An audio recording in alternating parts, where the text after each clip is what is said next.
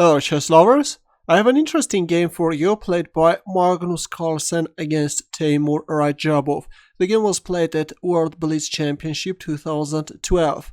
Believe it or not, but Carlsen started with A4. This is Ware opening, named after Preston Ware, a US chess player who often played uncommon openings. But let's see what are Carlsen's chances after playing this crazy looking A4 move. E5 by Radjabov, E4, knight F6, knight C3, knight C6, knight F3.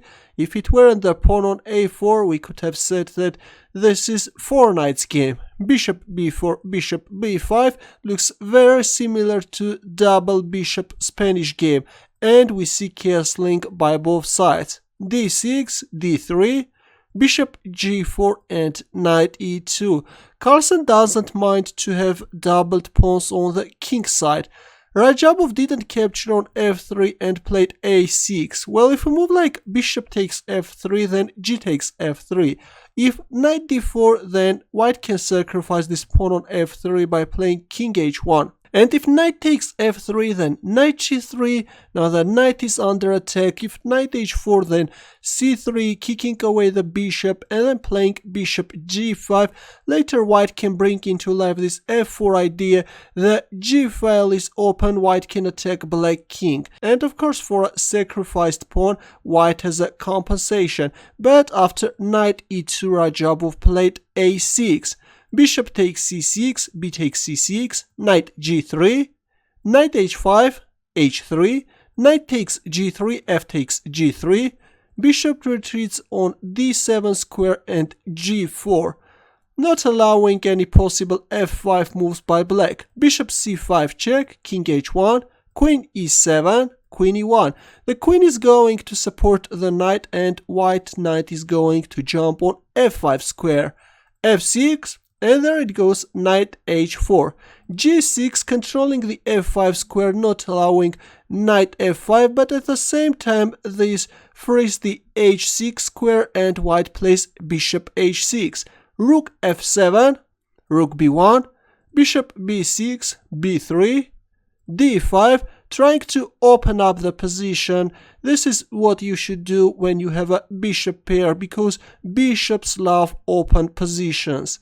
Knight f3, rook e8, queen g3, bishop c5, rook e1, d takes e4, d takes e4, and bishop d6. Now we will see that by playing bishop d6, Radjabov is planning to play c5, but after c5 the bishop just imprisons itself on d6. A better move was placing the bishop on b4, and then after rook e2 play c5 or g5, trying to somehow trap this bishop, though it's very difficult because white always has this h4 idea.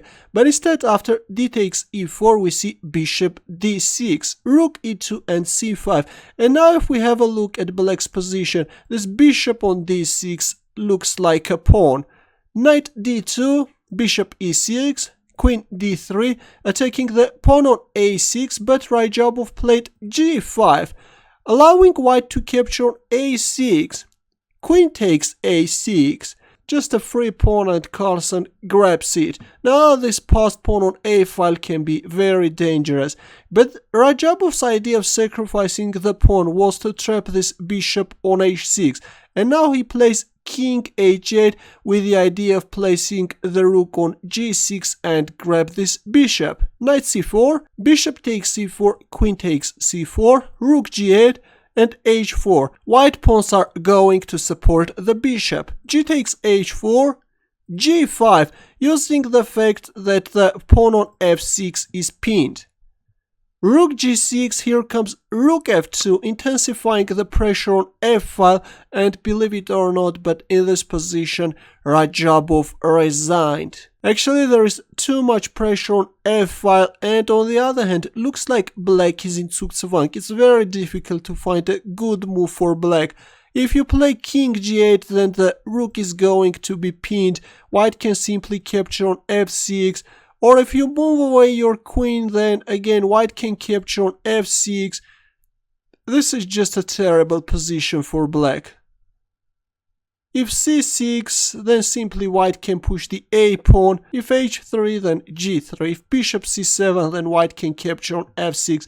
This is going to be an easy win for white. This game comes to prove once again how strong is Magnus Carlsen. He can even beat such strong grandmasters by starting the game with a4. If you liked this crazy game, don't forget to give it a thumbs up or subscribe to my channel. More games are coming. Good luck.